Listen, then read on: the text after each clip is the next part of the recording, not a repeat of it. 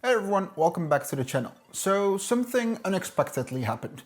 I bought the Steam Deck OLED just for this channel, just to compare it to my ROG Ally.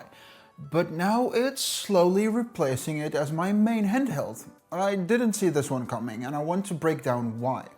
Let's talk about my experience with both devices, the differences and whether I'd actually recommend switching. The ROG Ally has been my go-to for quite some time and I still think it's an incredible device. But the more I use the Steam Deck OLED, the more I realize how well designed it is for gaming.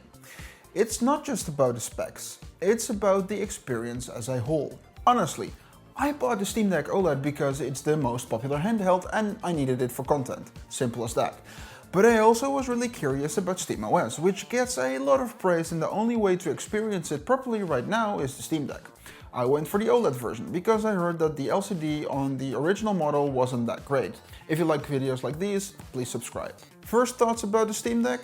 This thing is big. Like, it looks actually ridiculous on a nightstand. But I love the black design way more than the white on the ROG Ally. I don't know who at ASUS thought that a white handheld was a good idea, but it just doesn't make sense to me. The biggest adjustment though was the Wii U style button layout. At first it felt weird, but I got used to it and honestly it's really comfortable. The more I played, the more I realized how much effort Valve put into the ergonomics. Long sessions feel great and I don't get really hand fatigue as fast as I do with the ROG Ally. Also the haptics and touchpads, way more useful than I expected.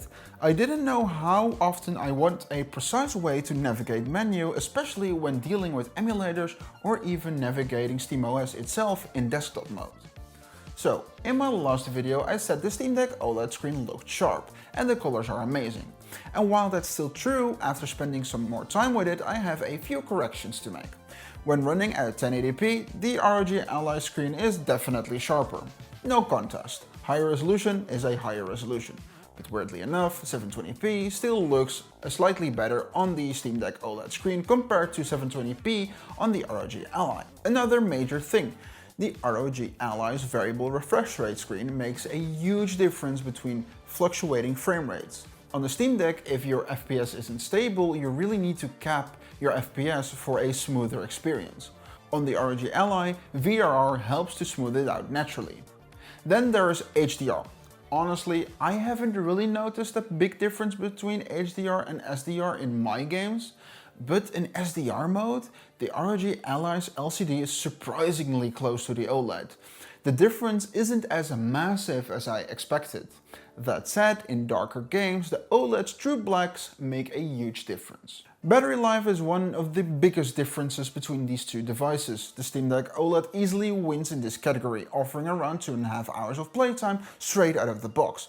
Meanwhile, the ROG Ally at 15 watts lasts about 1.5 hours, which isn't great. And if you crank it up to 25 watts to get better performance, your playtime is slashed just to 45 minutes.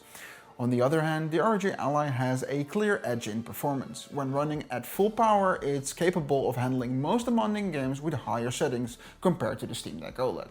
But that power also comes at a cost, and that cost is battery life. If you want to play newer AAA titles, you'll likely need to be tethered to a charger most of the time.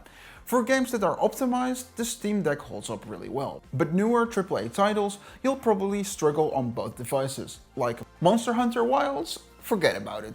These handhelds just aren't built for those next-gen unoptimized monsters. This is where the Steam Deck shines. SteamOS. It's fantastic on the deck. It's built for gaming and it feels like a console experience. You just pick up and play. Windows is usable in the ROG Ally, sure, but it's just not built for a handheld experience. Navigating with touch is clunky and it doesn't have the seamless console feel. So, will I replace my ROG Ally? It's a tough one. I love my ROG Ally. I've modded it to pieces and honestly, a fully modded Ally beats the Steam Deck in my opinion. But out of the box, Steam Deck wins.